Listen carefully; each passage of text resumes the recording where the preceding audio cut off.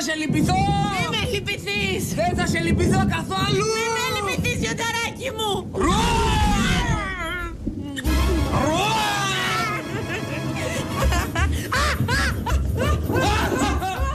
Όχι, αυτό δεν είναι. Αυτό είναι το δεν είναι αυτό που είναι το άλλο. Καθόλου, είναι το προηγούμενο. Συνήθως αυτές τις καταστάσεις. Δεν είναι αυτό. Είναι... εντάξει.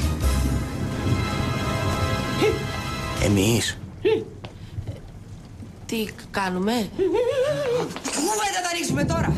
Εσύ είχες πονοκέφαλο και εσύ είχες διάβασμα έξω να μην σας βλέπουμε στα μάτια μας. Στα τσακίδια. Εσύ στο δωμάτιό σου και στο δικό σου.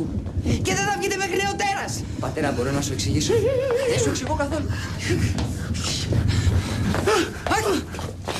Μη γιονίσουμε, θα μάθεις κανένα κεφαλικό. Πάρε βαθιές ανάσες. Δεν το συζητήσουμε σήμερα, αύριο, έτσι. Η κατάσταση χρειάζεται ψυχραιμία. Μπαμπά, εμένα καινούργια μπάλα, πότε θα μου πάρεις? Λόγω σιγά έχεις. Δεν εξαφανίσου! Σου! Θα μου πεθάνετε.